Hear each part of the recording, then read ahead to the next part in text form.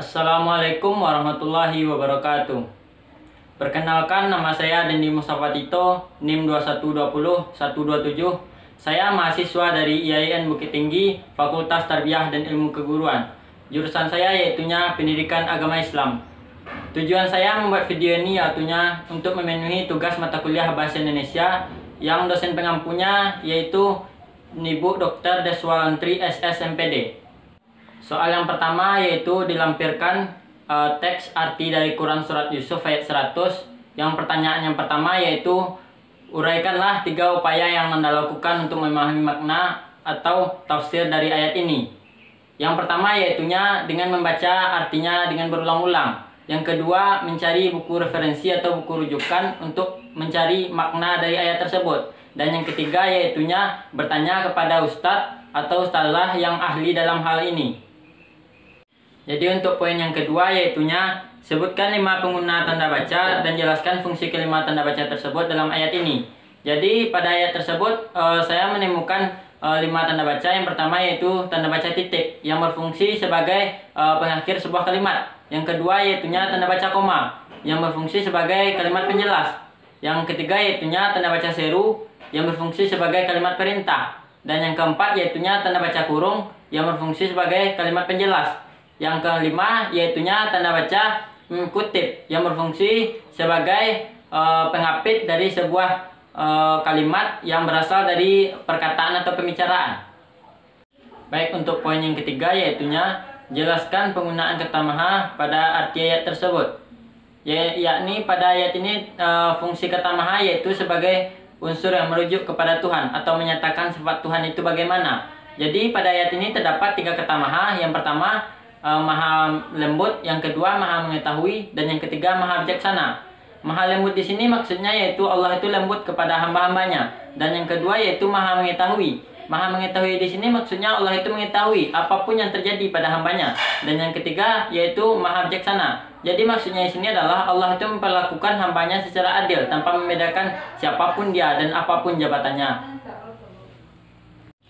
Untuk soal yang kedua yaitunya silakan akses dan baca dengan seksama berita sosial berikut, kemudian jawab pertanyaan. Jadi berita ditampilkan di sini dengan judul yaitu berikan pakaian hangat untuk saudara di bumi Syam. Pertanyaan yang pertama yaitunya uraikan yang Anda rasakan setelah membaca teks tersebut, kemudian ungkapkan dengan jujur yang akan Anda lakukan sebagai wujud kepedulian terhadap muslim di bumi Syam tersebut. Yang saya rasakan setelah membaca teks tersebut, tentunya saya merasa sedih dan prihatin terhadap saudara-saudara muslim di sana. Dan yang dapat saya lakukan mungkin hanya membantu dengan doa dan berupa donasi lainnya yang dikirimkan ke sana kepada saudara-saudara yang terkena musibah tersebut. Yang kedua yaitunya temukanlah 15 diksi, kemudian susun berdasarkan urutan dalam kamus dan jelaskan artinya. Jadi saya menemukan 15 diksi. Yang pertama yaitu blokade yang berarti pengepungan wilayah. Yang kedua cuaca atau keadaan udara di sana. Yang ketiga yaitunya dermawan yang berarti sikap simpati terhadap sesama. Yang keempat yaitunya dekap yang berarti peluk atau rangkul saudara-saudara muslim kita di sana. Yang kelima yaitunya ekstrem atau keadaan yang membahayakan. Yang keenam yaitunya kemanusiaan yang berarti sifat-sifat yang ada pada diri manusia yang menyangkut perasaan. Yang ketujuh yaitunya kemiskinan atau keadaan serba kekurangan. Yang kedelapan yaitunya kesulitan atau sulit untuk keluar dari situasi tersebut. Yang kesembilan yaitunya konflik yang berarti terjadinya suatu perkara antara sesama, baik individu antar individu maupun individu antar kelompok. Yang kesepuluh yaitunya krisis atau keadaan yang tidak stabil. Yang ke-11 yaitunya logistik yang berarti bahan makanan. Yang ke-12 yaitunya memaksa atau menyuruh secara paksa. Yang ke-13 yaitunya pengepungan atau mengelilingi suatu wilayah atau tempat. Yang ke-14 yaitunya pengungsian yang berarti kegiatan berpindah tempat. Yang ke-15 yaitunya sedekah atau kegiatan memberikan sesuatu sesuai kemampuan. Soal yang ketiga yaitunya jelaskanlah dengan logika berpikir 5 alasan Anda sebagai bangsa Indonesia harus bangga berbahasa Indonesia. Kemudian paparkan yang telah Anda lakukan untuk memelihara rasa bangga tersebut. Yang pertama yaitunya bahasa Indonesia berasal dari bahasa Melayu yang sudah ada sejak zaman dahulu. yang digunakan sebagai bahasa penghubung. Yang kedua yaitu bahasa Indonesia adalah bahasa yang didapat dengan semangat juang yang tinggi. Yang ketiga yaitunya bahasa Indonesia adalah bahasa yang kaya. Dan yang keempat yaitunya bahasa Indonesia adalah bahasa yang mudah dan sekaligus rumit. Yang kelima yaitunya bahasa Indonesia adalah bahasa yang dipelajari oleh bangsa lain, contohnya oleh negara Jepang dan Australia. Yang telah dilakukan untuk melestarikan rasa bangga tersebut yaitunya dengan menerapkan dalam kehidupan sehari-hari dan melestarikannya. Untuk soal yang keempat yaitunya uraikanlah 4 persiapan yang ingin dilakukan untuk memenuhi tuntunan dunia kerja dan jelaskan alasan persiapan tersebut. Yang harus saya persiapan yang pertama yaitunya mental. Mengapa harus mental? Karena pada dunia kerja nanti tentunya kita harus memiliki keberanian untuk menyampaikan sesuatu hal. Karena itu sangat dibutuhkan saat ke dunia kerja nanti. Yang kedua yaitunya skill.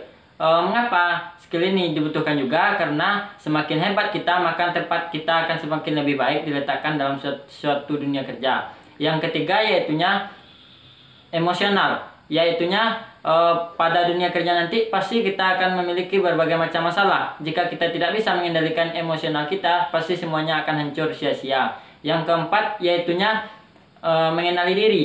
Yang mana mengenali diri ini maksudnya adalah introspeksi diri, yaitu memeriksa diri kita apa yang kurang pada diri kita, dan itulah yang akan kita perbaiki untuk akan menjadi lebih baik. Baik, soal yang nomor 5 yaitunya buatlah pidato singkat dengan durasi waktu 5 menit. Baiklah, saya di sini akan menyampaikan sebuah pidato. Assalamualaikum warahmatullahi wabarakatuh. Alhamdulillahirabbil alamin wa bihi nasta'in ala umuri dunya waddin wa ala alihi washabbihi ajmain. Pertama dan utama sekali, marilah kita ucapkan puji dan syukur kita atas kehadirat Allah Subhanahu wa taala yang telah melimpahkan rahmat dan karunia-Nya kepada kita semua sehingga kita masih dapat menghirup udara segar pada saat sekarang ini. Salawat beriringkan salam, tak lupa pula kita hadiahkan kepada pucuk pimpinan umat Islam sedunia, akninya Nabi besar Mustafa Muhammad Sallallahu Alaihi Wasallam. Hadirin wal hadirat rahimakumullah.